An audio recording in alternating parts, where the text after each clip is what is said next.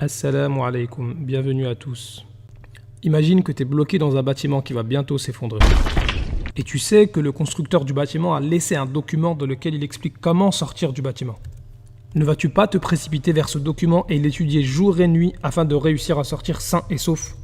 Il en est de même de ce bas monde qui va s'effondrer, c'est certain. Mais le Créateur nous a laissé un livre, le Coran. Alors qu'est-ce que t'attends pour lire le livre du Créateur et pour le méditer et le mettre en pratique? Combien as-tu lu de Coran aujourd'hui? Combien de fois tu ouvres le Coran? Alors lis le Coran, mais d'abord écoute le Coran, c'est quoi? Le Coran, c'est un esprit parce qu'il donne la vie des cœurs. وَكَذَلِكَ أَوْحَيْنَا إِلَيْكَ رُوحًا مِّنْ أَمْرِنَا. Le Coran, c'est un guide. هُدًى لِلنَّاسِ. Le Coran, c'est une lumière. وَأَنزَلْنَا إِلَيْكُمْ نُورًا مُبِينًا. Le Coran, c'est une guérison. شِفَاءٌ لِمَا فِي الصُّدُورِ. Le Coran, c'est une miséricorde. هُدًى وَرَحْمَةٌ لِلْمُؤْمِنِينَ. Le Coran, c'est quoi? Le Coran, c'est un livre béni. كِتَابٌ أَنزَلْنَاهُ إِلَيْكَ مُبَارَكٌ. Le Coran, c'est un livre noble. إِنَّهُ لَقُرْآنٌ كَرِيمٌ. Le Coran, c'est un livre puissant. وَإِنَّهُ لَكِتَابٌ عَزِيزٌ. Le Coran, c'est un livre plein de sagesse. تِلْكَ آيَاتُ الْكِتَابِ الْحَكِيمِ. Alors qu'est-ce que t'attends pour lire ce livre? Le Coran, c'est le meilleur des livres. Le Coran, c'est un livre parfait. ذَلِكَ الْكِتَابُ لَا رَيْبَ فِيهِ. Le Coran, c'est un livre incomparable. Allah نزل أحسن الحديث.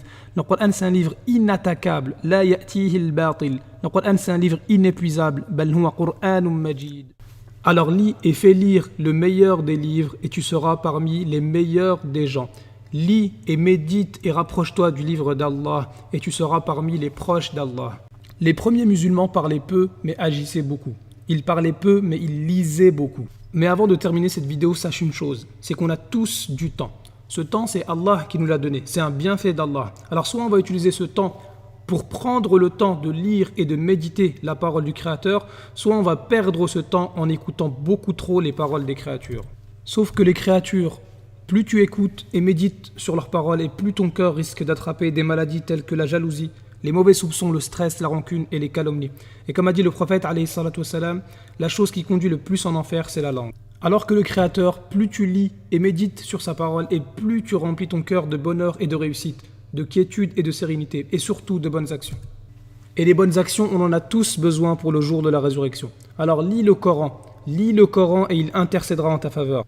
Et organise-toi pour que chaque jour tu puisses lire une partie du livre d'Allah. Et patiente, et sache que si c'est difficile pour toi la lecture, tu auras quand même double récompense. Une récompense pour la lecture et une récompense pour la difficulté. استجيبوا لله وللرسول إذا دعاكم لما يحييكم واعلموا أن الله يحول بين المرء وقلبه وأنه إليه تحشرون